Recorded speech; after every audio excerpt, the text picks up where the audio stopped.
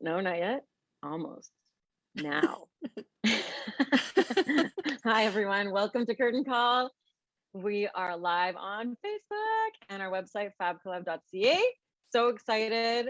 We've been waiting to go live on Facebook for some time now and shift platforms and make it more accessible for everybody and just easier to watch. So thanks for tuning in. Thanks for being here. This is our, I believe, 41st episode. So we did 40 episodes on Instagram Live, which is totally wild and amazing. But the number of like outstanding women in the arts industry is just like never ending. So we could go on forever. I think we might do that. But Yeah. right, Janelle? Yes. You know. And Oh, one yeah. of them today, our first of say season 2, our first in the series is beautiful Janel right here with us today. Hi Janel, how are you? Hi, I'm good. I'm good. Just in Massachusetts, and you're in Canada now. I am in Canada now, in Yeah. Owen Sound. Yeah, Owen Sound, Ontario. Yeah. And you know, can I just tell people a little bit about you because you're so awesome? So, according to your bio, your origins are from the tribal lands of Southern California, where I just was, and I wish I could have seen you there. And from the Pechanga tribe of Luiseño Indians. Tell me if I've said that correctly. Yeah, Pechanga tribe. Yeah, Luiseño. Pechanga. Mm-hmm. Luiseño. And I would love, I think you told me where that, I'll continue introducing you, but can we just pause here and you tell me like why the name Luiseño? I believe you told me that before. Right. Yeah.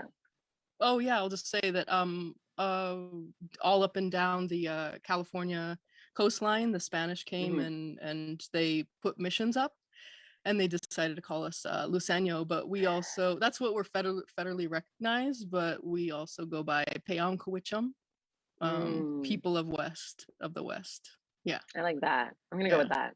Yeah, it's over there. The West. Over west. Over west. Just over there. That's like the Maghreb in Morocco means like the West, right? I like love the West, that. where you see the sunset. I'm gonna come live down there. Anyway, so we'll get back to there. Cool. But so you said you're in Massachusetts, in the woods. Where are you in Massachusetts? I'm in Western Massachusetts, so like directly west, like west again. Yeah. Yeah, and I've lived here for about 10 years, and I go out and visit my tribe. Obviously with COVID, that hasn't happened, but I'll go to tribal meetings. And I was born in San Diego, so you were basically in my homelands. Your tribal homeland. Yeah. Thank you. Thanks for letting me be there. Sure. Oh my God, it's so beautiful. Can we go back and do the interview over there? Yeah. Oh, I miss it. I bet. Okay, we'll get back to that and what you're doing out there. Cool. But just so that people have like an idea of what else you've done. I know you from, well, I don't know, I mean, I hope to know you in person, but I know of you thanks to Sarah Varichon, who we had on here a couple of weeks ago, and the work that she did with you in Rites of Passage. So I definitely want to talk to you about that in a little bit. But you're also like a multidisciplinary artist. We got to get into that. You do a million things. You're a leader. You're, you know, a presenter. You're a producer. Like you do so many things. And I want to talk about Deep Red Records, right? You have a record label. Like you do everything. Like I want to be friends with you. You've had nominations for awards. You have awards, Indigenous awards, all sorts of things. So we're gonna get into that for sure. But first, like, let's just talk a little bit kind of about how you started, maybe what brought you to Massachusetts, or even like anything you really want to start with, like how you define yourself, because I can read a bio, but you're you know? Yeah. Well, I mean, I will kind of start out with a little bit of the bio, because like it really is the origins of like basically growing up on my reservation, like singing to the trees and being like the weird ass kid on the reservation. Like there's always a couple weird kids on the reservation, and I was definitely one of them, like wandering around. What made you weird? Just like super arty, and just like I don't know, it just wasn't cool to be that as arty as I was. And I was just like wandering around by myself in the oak trees, just like singing and making things, and you know, being what were creative. You singing? What did you sing to the trees? Oh shoot, I don't know, made up songs and things like that. So I guess those are that's my origin, you know, of that. And then what would I say? So that's what I did as a young kid. But my brother, I remember about 10 years old, I heard this music coming out of my brother's room, and I was like, what is that? and it was apparently like just like skate punk, and I knew he wouldn't let me have him if I went in his room and asked him. So I had to just like sneak them, and he finally figured out that I was sneaking them and listening to the music. He's like, just don't tell mom and dad, like just don't, like he was very like deathly afraid that mom and dad were going to find his tapes and confiscate them, which somehow they did like 2 years later. And then How did they find them? I think they, who knows, how parents are, who knows how they found him, but he kept getting, they know everything, unfortunately. he kept getting mixtapes. They couldn't really stop him, but there was basically this mixtapes of like Primus, which isn't really punk rock, but Primus and Bad Religion and NoFX. And so I had that background, and then my parents had vinyl records, and we're on a reservation, so I can't walk down to the vinyl record store. I'm like stuck with whatever's around me. And it was like Stevie Wonder and Cat Stevens and Creedence Clearwater Revival. So I just grew up on like punk rock and then these like random vinyl records. The best. Random vinyl is always the best. Yeah. So can you tell, like, for those people who might not know, like up here in Canada, we have reserves. I was just out there in Saskatchewan and with my great aunt on her reserve, Pasqua First Nation, number 79. But is that okay? But yeah. But can you tell, like, maybe people who are watching, like, what is a reservation? Like, what's it like? What's it like living there? I didn't grow up on one, so I don't know what that's like either. Like, tell us a bit about that if you can. Yeah, I mean, for me, until you don't really feel politicized as a Native person, or you're like well, for me, I'll just speak for myself. When I was really young, I just, you're just a kid who is around nature, and you're growing up around the people, and so it was just I was on my grandfather's land, about 10 acres in Southern California, about 30 minutes inland from the ocean. And so sometimes you could get the winds of the ocean from Oceanside that way. Wow. This was so beautiful. And just riding around on like bikes in the dirt and jumping over rattlesnakes, trying to avoid getting bit. It was really simple. It was really simple. And then you get older and you get out in the world and you realize you're on a reservation that's like outside of a city, suburban sprawl. And so you're like, you start to see the separation, and then you start to see people treat you a little differently as you go to school.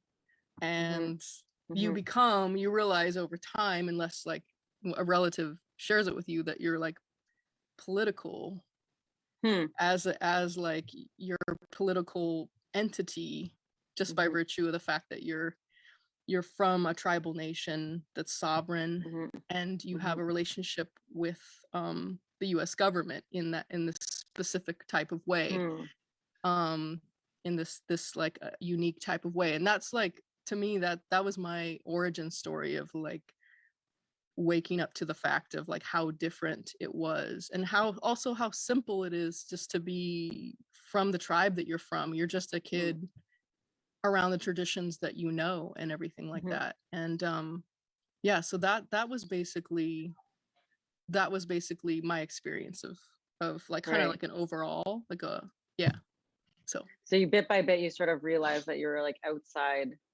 of the quote unquote US norm, so to speak. And you sort of felt it like bit by bit. You said kids treated you differently. Can you like, how did they treat you? If you want to, you don't have to share anything, but let's see, just so we understand. People, before I would speak, they would think I either spoke Spanish, or they would which is fine, or they would think I would have an accent or something like that. Or and then I was definitely treated differently. Like the teachers for some reason seemed extra I was a really quiet kid, so I don't understand why they would do this, but they would treat me differently than the other kids. I remember that growing up when I was younger. And I think that, it was just that they knew that I was from over there. They knew I was outside of the system of like, suburban sprawl, white, like normative race, the normative race. So yeah, because you would go and come back. go back home, right? Yeah. The reserve. Yeah. Like you'd come into town for school. Yeah. There's no school on the reserve, I guess, on the reservation. There is now. Oh, there is? Yeah, oh, there is now. Yeah. Yeah. There is that now. a good thing? Yeah, it's great actually. Now Cool. our tribe, when I grew up, I don't know, I grew up, I think, during a time when like our parents had, probably gotten sick of being othered. And so I think there was a lot of getting into the system and making things work. My grandfather to my father, I'm from the generation where like you could feel the aftermath of that, and like the real like continuous loss of culture, pieces of the culture. And yeah, and so over time, when our tribe was able to create its own business and have its own resources, it brought back a lot of us being able to buy land back, being able to revive our tribal language. Wow. Yeah, and be able to have a school on the reservation. And the reservation is completely, in many ways, completely different than from when I was a little kid, growing up. Wow. Yeah. So wow. it's changed a lot. Yeah. That is amazing. Yeah. Congratulations to everybody. Yeah. Yeah. That's right. Yeah, that's right. That's right. Yeah.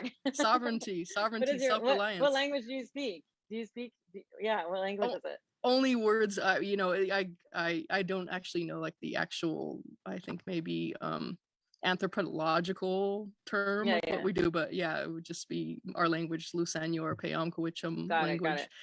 Yeah, and I know words here and there, and the best way for me to learn, because I just I'm older, I don't have tons of time on my hands. I hear you. I mean, my bio. Oh my God. So the way the way I integrate it is I try to put it into songs or poems and stuff like that. And it's a way to be with the language. And it's so beautiful to connect with it. It just feels like you can feel the land in it. You can feel the shapes of the words, like the way they're said. You can feel the earth. The shapes of the words. Yeah. I love that. Yeah. Give us one word. What's one word that we can hear? See. Like that you use in a song or a poem. Let me see. I wrote this one. Neyoyi Payam. Let's see. Neyoyi Payamagai Helakma Mumyuk. No Kamayom Payamagai Helakma Pavonik. Wow. And I tried my best to get it right. I even wrote to one of the language people, and I think I got it right. It was children always sing to the ocean, mother always sing to children always sing to the valley, mother always sing to the ocean. Yeah. And Janelle always sings to the trees. Yes, sings absolutely. Yeah. Well, that's amazing, because Tamar, Ilana, both my names are kinds of trees. Tamar is a date tree, like a palm tree. Yeah. And then Ilana is like a young sapling. So we might have to ask you to sing to the trees later, but we'll get there. Yeah. Okay. Absolutely. Yeah. Can't wait. So tell us, how from like the reservation, going to school in San Diego, like then what happened? Like when did you like singing to the trees, but now you're like a full-fledged artist. We have to like make our way there. Like what was maybe your first experience, like as an, quote unquote artist? Like, do you remember like your first time, your first show, or your first time, singing to people that weren't trees? Right. I'm all about singing to the trees, but you know what I mean? Like that you felt like, oh, this is maybe what I want to do. Like, do you remember when that happened? I always knew I wanted to sing when I was little. I just think, and I think people sing, kids just sing and then they just stop, and I just continued on, like that's kind of the difference. I feel like, and the way I got into it was I've been reluctant, like I was telling you over the phone when we were talking that one time, like I mean, as flashy as I can dress, I could just do this at home alone without any audience or anything like that. And where I feel more comfortable is actually kind of behind the scenes, like the man behind the man, or the non-binary behind the non-binary person. Can I just pause there about non-binary for 1 second? Because I just was snorkeling in San Diego, and maybe you know about this already, but if you don't, it's wild. Like these Garibaldi fish, you know, those big goldfish, Yeah. like in the ocean there. Yeah. So I found out that they can switch sex as needed. Like if there's too many men or too many women, like males or females in their, you know, area, they can just flip and become, I'm like, they're the original non-binary. Oh my like, gosh, that's everything. Amazing. That's amazing. So cool. Wow. That's we have a lot to learn. Wow. Yeah. Absolutely. Anyway, there's a dimension, but sorry, you like being behind the scenes better. I do like it. I'm more comfortable that way, but I don't know. I don't know how you know spiritual we're allowed to get on this, but but as much as you want. There's no allowed. As much as you allow yourself. Okay. Well, yeah. The thing for me is like I can tell. I don't know. I've been trying to, like I said, I'm more comfortable being behind the scenes. So I've been trying to avoid this for many years. I think that's why it's taken so long for me to put out records or like even be on social media. I'm on more often, but it's like, I have to really push myself. And I like it, but it's not really comfy for me. So, yeah. You're trying to resist your destiny here, Janelle. Yeah, what I hear from, you know, when I do prayer and stuff like that is the ancestors say, you know, like that this needs like just it doesn't make me special or anything. It's just I need to throw my hat into the ring, just like a bunch of us right now. Like with Rites of Passage, this huge production that I was a part of and was helped manage with a small team. I was much more comfortable behind the scenes and it's nice for me to play that role every now and then so I can just like kind of rest from, you know, behind the scenes.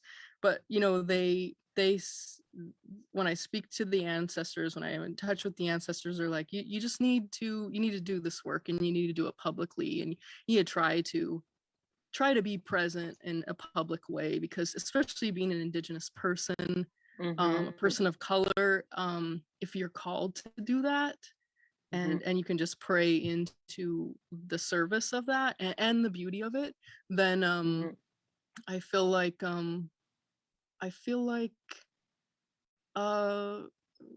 you know, I feel the benefits. I'm just not like the comfiest person in the public eye, but like me reaching out to you was like my attempt to you know, honor ancestor. Honor ancestor. I'm so happy. I'm so happy you reached out. Wow, I didn't know that. I'm so honored. Thank you. Miigwech, as we say thank you up here.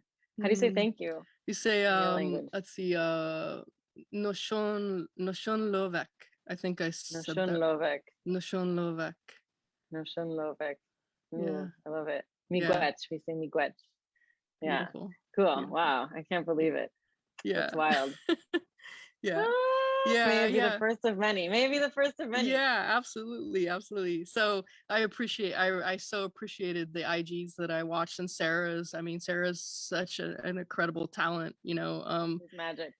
Her room was next level, was so beautiful. And I'm much more comfortable doing management role and like really so interesting. It's really felt beautiful to be a part of Rites of Passage because it's very healing to be of service in a way of holding space for women of color, non-binary, like what is the term? Gender variant people, but that identify and want to celebrate the feminine. Rites of Passage was really a space of doing that and being able to hold space in that way was really healing for me, for them, and watch them shine, like all these women shine. So that's why I love your series, because it's the same thing. It's just watching a bunch of amazing people. So cool. Like there's so many amazing people. Oh my god. Yeah. It's like wild. It's wild. It's like unimaginable. I love it so much. You want to jump right into that? It seems like we should talk about this even like right away, like right to chat. We keep bringing it up. Yeah, I'm maybe, like I want people to know about this. Yeah, maybe we just jump right there. Yeah, and we'll swing back to what I do. You know, like up to you. On the side. Yeah. So I mean, boiling out. You know. Yeah, because we literally just got off the heels of it. Like I've been napping in between. Nice. Kind of like chatting with people because it's been over about a year. Yeah, it's been like over a year of being a part of a small team of like about 5 people, like kind of variables of about 5 people. Wow. Holding space for this incredible vision of art director Pooja Prema.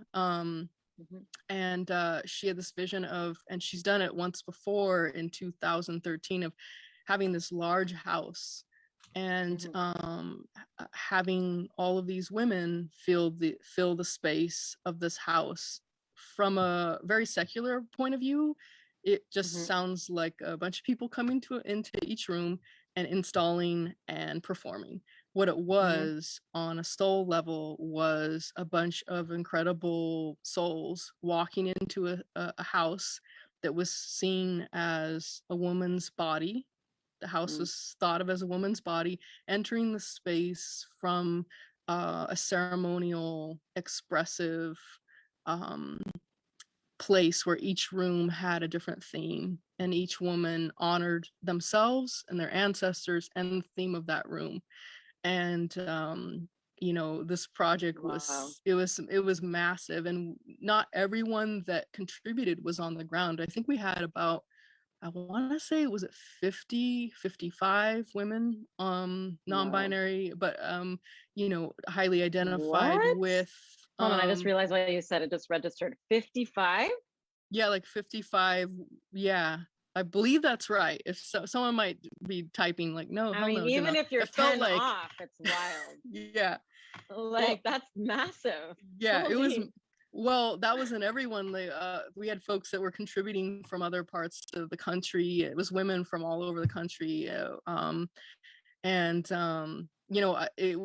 was a really challenging, because we're a nonprofit, but every time it was hard, I could feel their ancestors, I could feel my ancestors really like praying into this happening. And so we all made it happen, and now I think we're all just really exhausted and very that's our hearts incredible, like lifting, you know, of work and love and souls. Oh my God, tell us more. What was did you have a room? You didn't have a room because you were behind the scenes.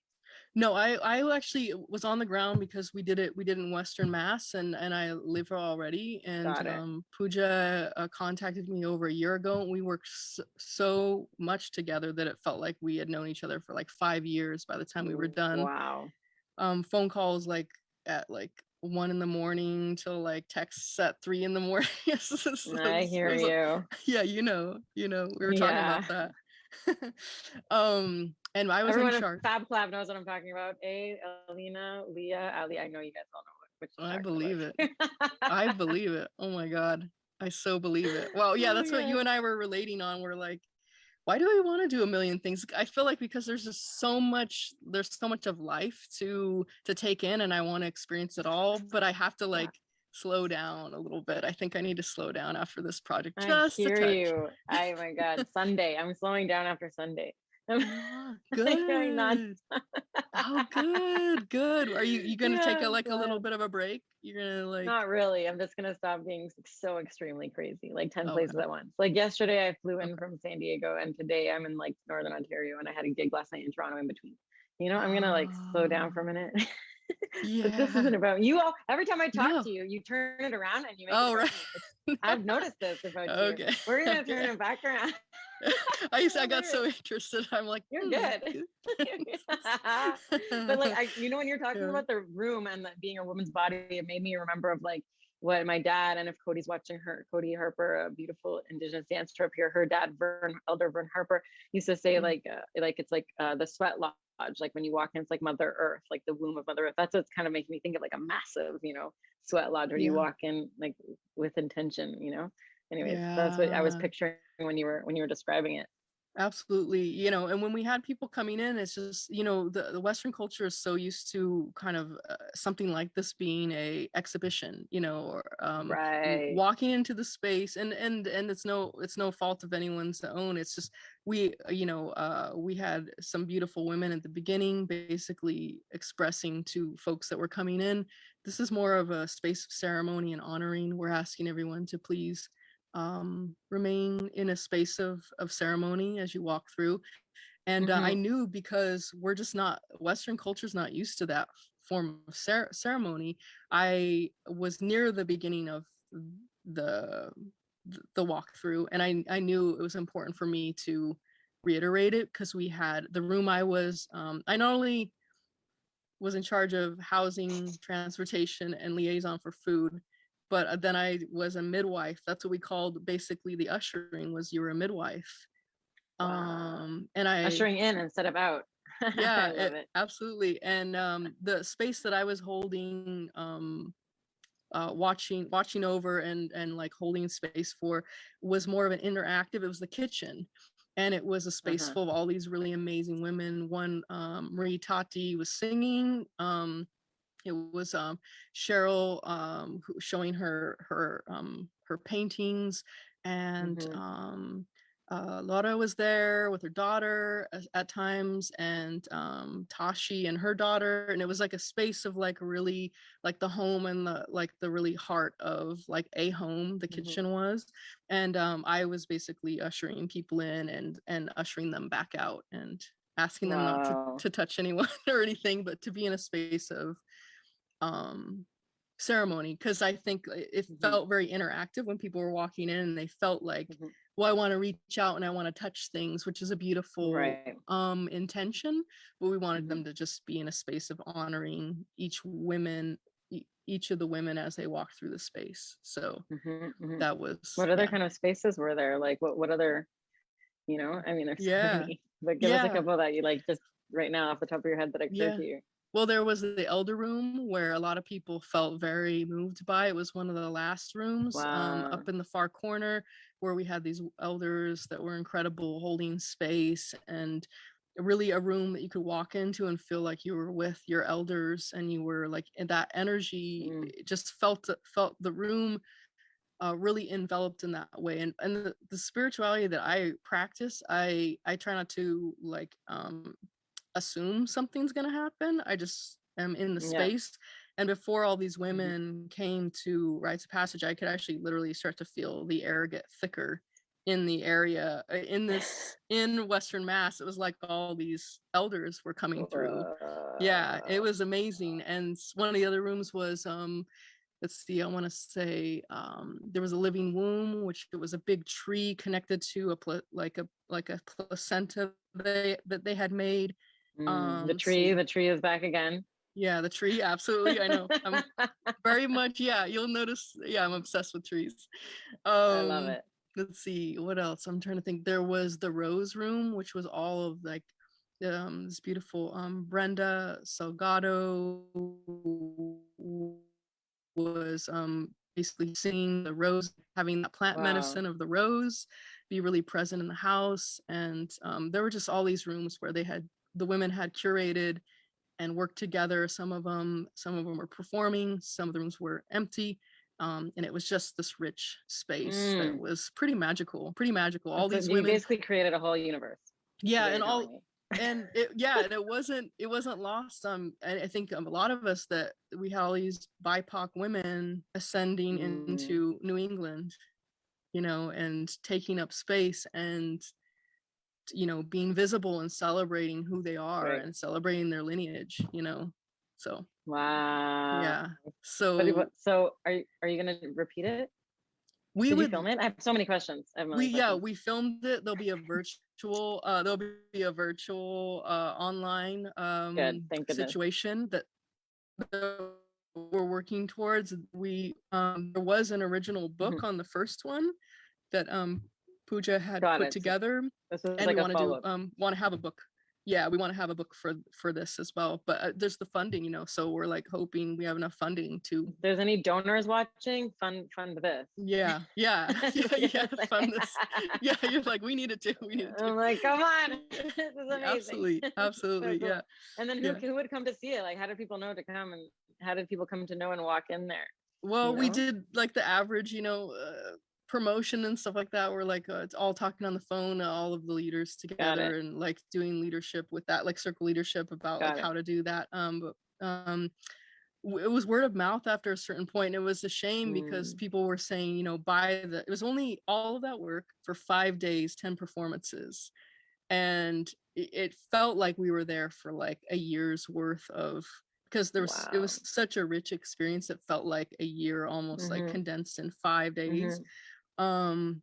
But yeah, by the 5th day people were getting more word of mouth, and we had to end, because you know the most expensive thing like was, you know, like housing people and transportation and feeding food and them, yeah, all those logistics, all the boring stuff.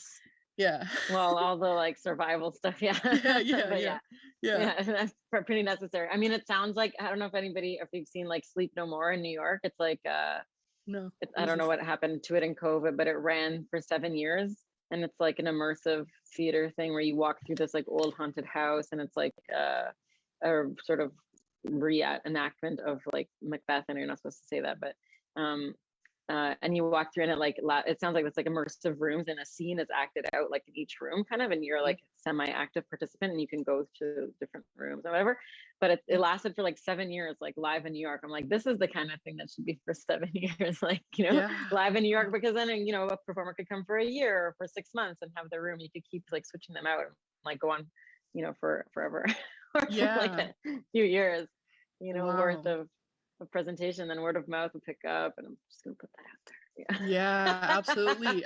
I mean, really, the founder is, I mean, you know, she's a beautiful South Asian woman who's done like ritual art in like in unusual spaces, or unusual at least to, you know, Western culture, like all over. So she's done work like this before, and the idea was her wanting, you know, to have life beyond, and even be maybe even a somewhat of a template that people could use, and like basically take a house and fill it up with, you know, any kind of theme of whoever wants to honor who they are. Yeah.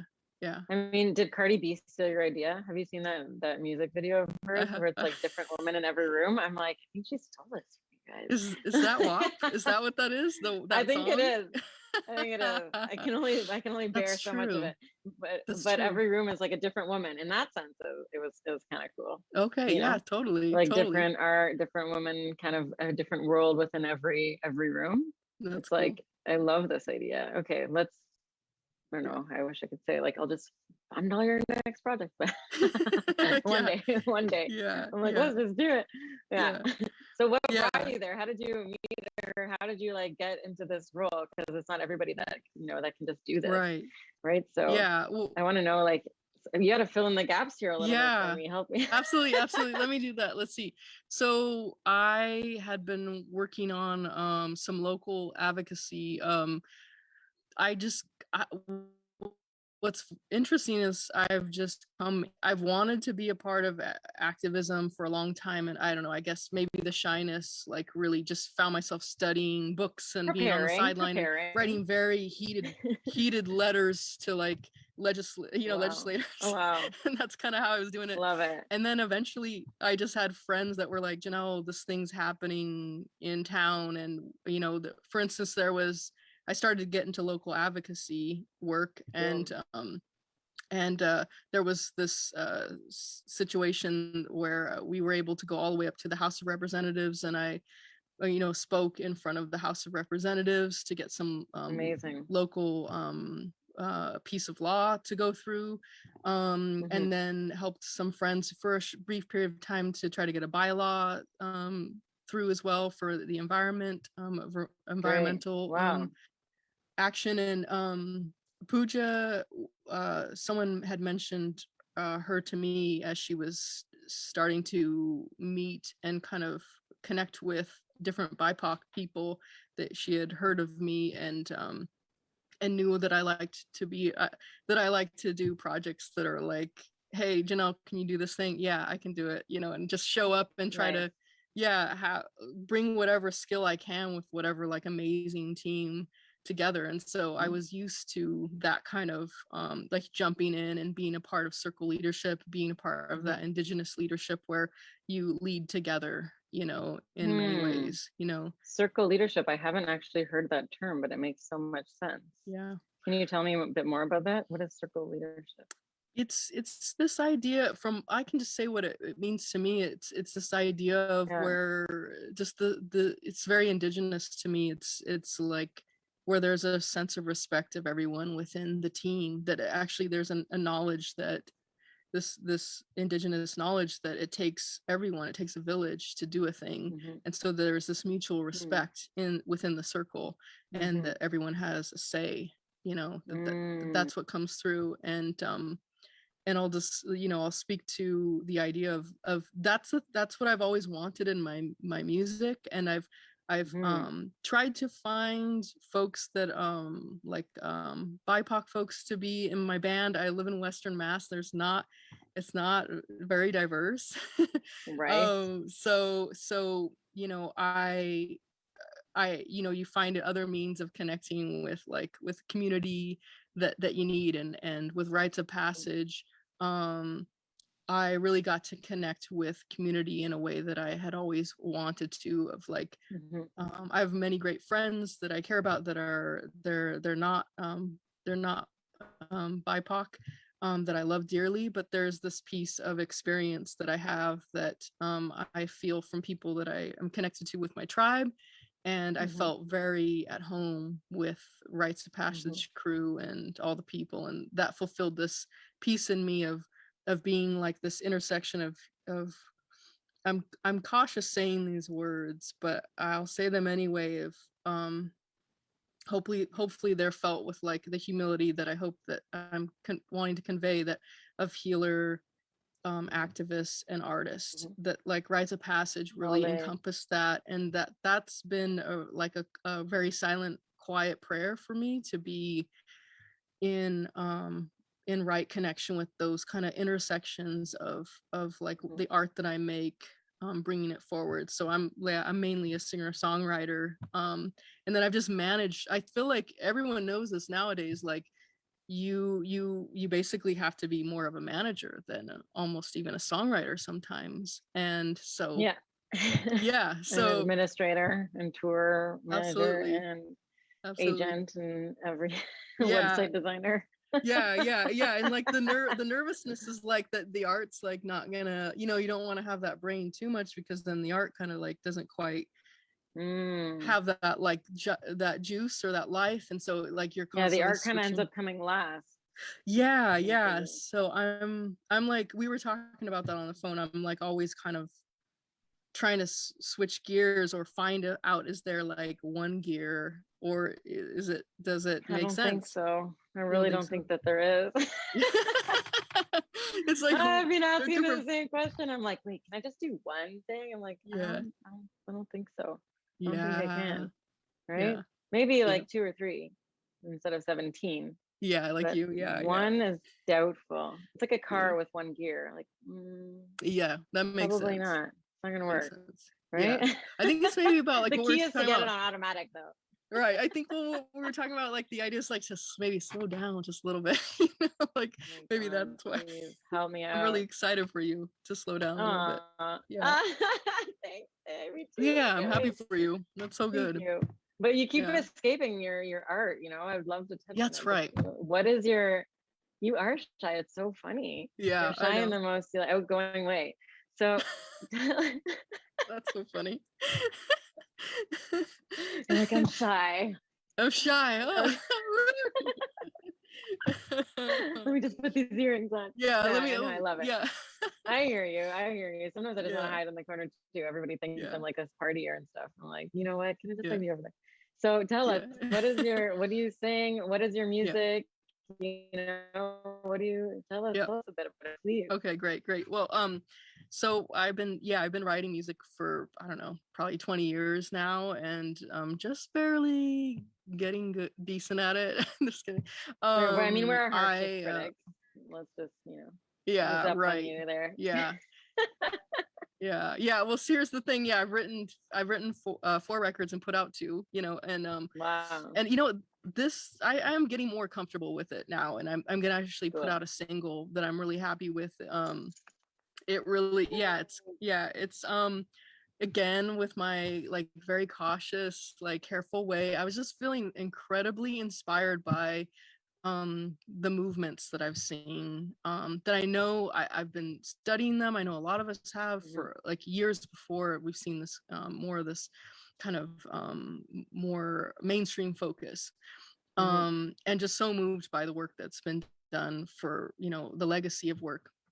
And I remember hearing John Lewis's phrase of good trouble, of like get into good trouble. And to me, when I was seeing things like Black Lives Matter be misrepresented, and as you know, in not the way that I saw it, and following the folks that we were following, and the initiatives they were asking, the actions that were being asked, and the philosophy, and to me, I felt that there's this really fierce love from these movements, from Standing Rock to Black Lives Matter, to all these different movements that are present, and have been present and have a legacy. And I just like, I had that phrase in my head, and I thought, no, I can't do that. I can't, you know, it popped into my head as a lyric, and then I just thought, no, that's like, it has a legacy to it. I'm not gonna touch that. It just like, unfortunately or fortunately, popped into my head and stayed there. And so I have this song that's going to come out in probably the next 2 weeks called Good Trouble.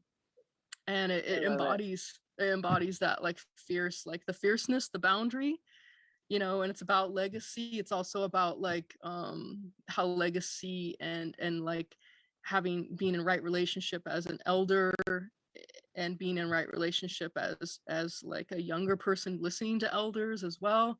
It's got like some layers in it. And what day is it out?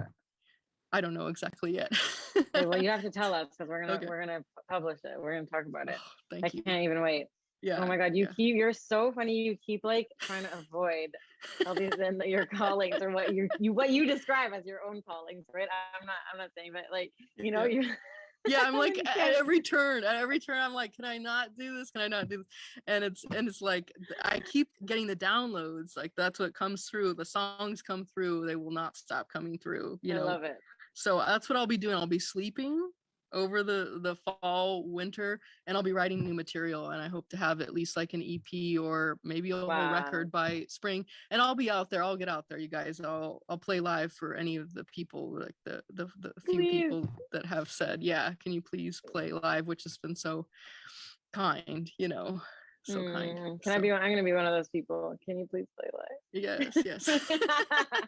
That's amazing. But also, okay, we're gonna come back to that. But what are you doing in Massachusetts? Like, how'd you get there from?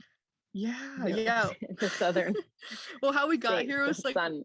Yeah, it's really like a little more simple. It was like I came up at that time where like prosumer gear became really affordable. Like there's just so much prosumer gear of like with when it came to recording at home, like bedroom recording studios really became the thing.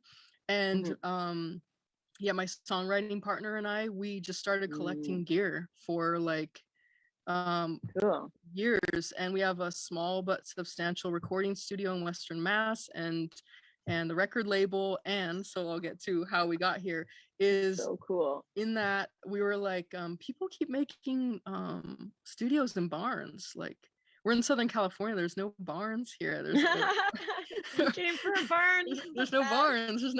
And we're like, you know what, let's do something crazier. Like we're young enough, if we make like an awful move, we can just scurry back to California and like just, you know, with our gear and everything like that. So we were thinking Pacific Northwest, which has a lot of barns, or, you know, East Coast. And you know, I thought of like I don't know, like to me, like the West Coast has like kind of still that gold rush kind of mentality, where it's a little like I don't know, if there's racism in like rural areas, it feels a little more dangerous. Here, if there's racism, like the colonists here seem like more progressive, and like if they're racist, it seems less violent, at least. Interesting. And I don't know, like as like a person of color, like that's something that still like I know on the spectrum I can present maybe a little bit more on the spectrum of, you know, not being fully with like native features and stuff like that, but there's like still that kind of like like when I would go at it down to the south, I get really like anxious and stuff like that, and just not knowing whether I'm welcome in these kind of rural areas or anything like that, because racism is still heavy. Present. It's still present, and so in the back of my mind, that.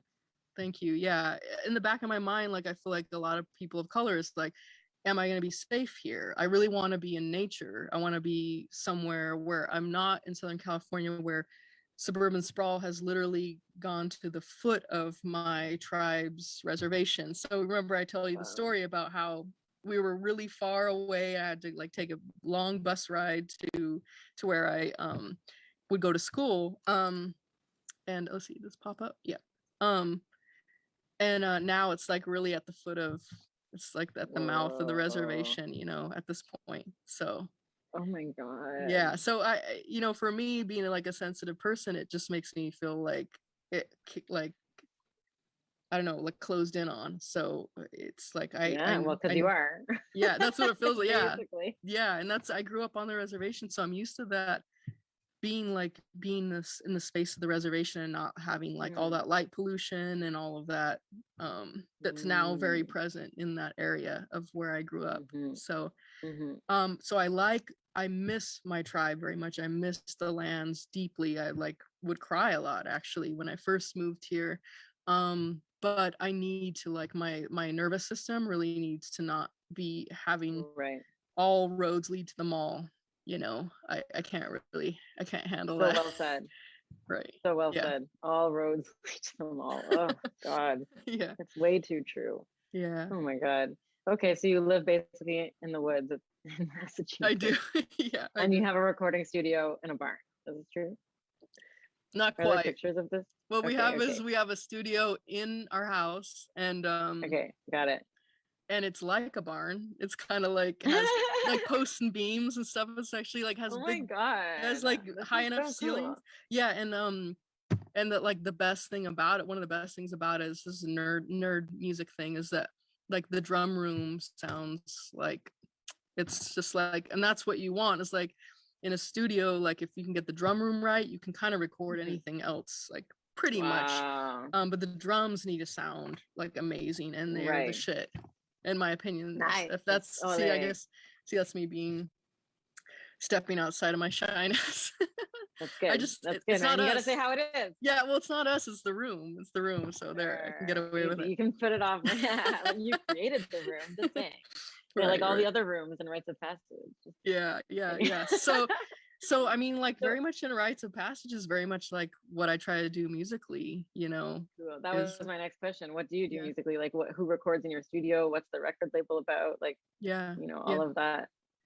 Yeah, well, I mean, Deep Red Records, a record label we started about over 10 years ago. It's you know, it's this idea of like, you know, deep red, like the depths of like real blood, and not blood quantum, not the obsession of like that westernized like idea of like how Indian are you, but like really like how deep are you in your roots, and how deep are you within your soul, and like really what your blood is, like your intentions, you know. And so that's really I wanted to have like more Indigenous people on the label. Right now we have myself as a featured artist, and then one project that's more of a secret. He doesn't really want to like be out or anything like that. We don't know.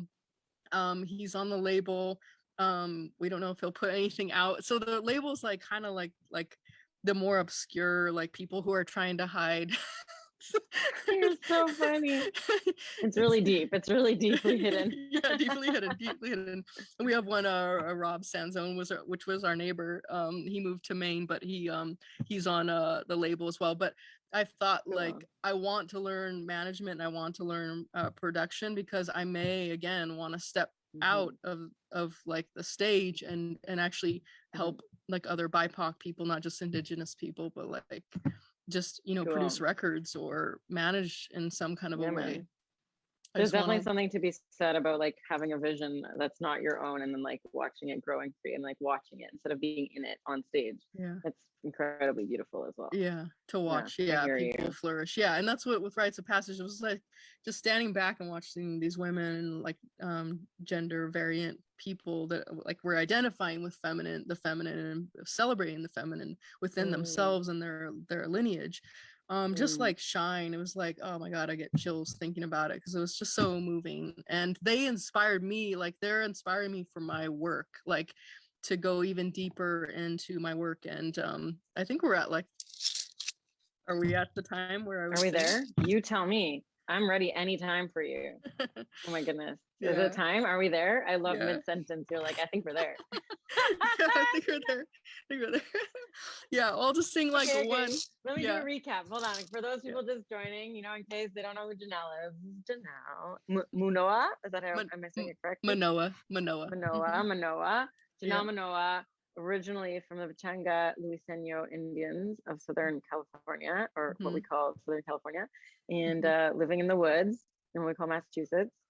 Singer, performer, artist, manager, producer, presenter, leader, many things. You name it. Yeah. And you're gonna grace us today. Oh, and one last thing, of course, this is Curtain Call. We're live. We were live every Wednesday on Instagram. Now we're live every Thursday on Facebook. So tune in. And Janel, what are you gonna do for us? Please tell us. Well, again, I just wanted to go with the theme of the solidarity of like movement. And I was thinking so much about it, and I thought like I want to do a bunch of covers. Like I want to try to make all my covers be BIPOC people. And I was just thinking of amazing people like Nina Simone was a big influence. And then I thought like, oh, I need something contemporary though too. I'm like, who's done something like that's the shit? Is like, and then I thought of Beyonce's Freedom. And I thought, oh, how do I make it a little more indigenous, you know, maybe, or like and create some little indigenous. Yeah. So I'll sing a verse and a chorus for y'all. Yeah, so here we go. Okay. All right. Here we go.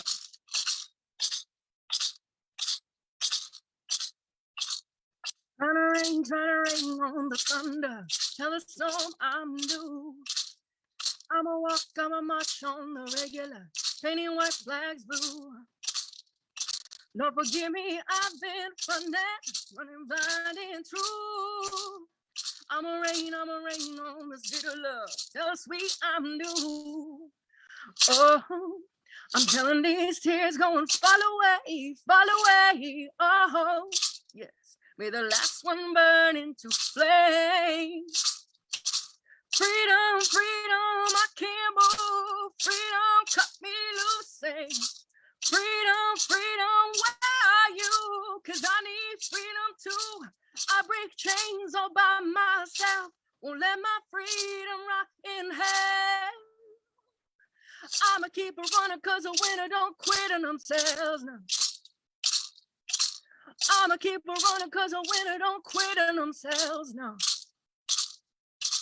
I'ma keep it running, I'ma keep it running 'cause a winner don't quit on themselves.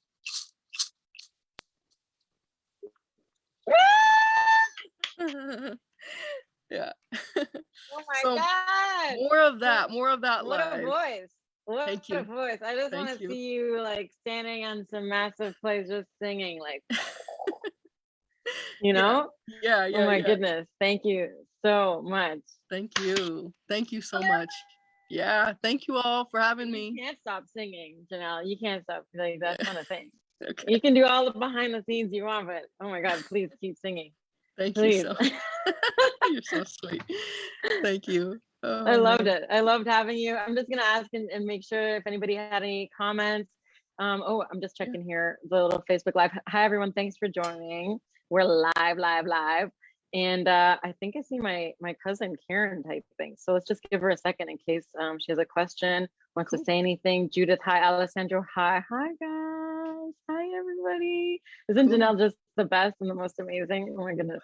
I can't wait. I just want to I think like the coolest thing at the end, like I don't know the end, but at some point would be to have all the women that we've like interviewed over the past year in Fab Club, like somehow like get them in one place, like in the Rites of Passage house or like whatever, you know, in like one. Absolutely. I'd love that. I'd love that. Can't even imagine, like, I can't even imagine what would result in that. Anyways, I can't see the question. I think got stuck from Karen, but you know, feel free to get in touch. Please follow Janel on Instagram. That's just your name, right? Yeah. Is it my at name. Janel? Okay. Yeah. So please follow her, and please, you know, stay tuned for her single release, because I'm stoked about that, as you can tell. Oh my God. And everything else. Thank you so much, Janel. Thank you for joining us. Thank you. And it was such a blast. Thanks. you're the best. I'm so happy. And also, for those of you watching and for those of you tuning in later, Fab Club is doing a big show. It's called Women in Song. You know, it's right on brand with what we're talking about. And it's October 2nd. And it's going to be at the Aga Khan Museum in Toronto, live from the Aga Khan. We're going to have some in-person audience. The event is going to be on sale tomorrow, so this is top secret. You guys are finding out first. And a few in-person tickets. But if you miss it in person, you can watch it online and at fabclub.ca, or right here, or at the National Arts Center, their Facebook as well. And that's it. That's it for today on Curtain Call. Again, thanks for tuning in. My name is Tamara Elena, and this is Janel. Thank you. Talk to you soon, Janel. Thanks. Bye. Bye.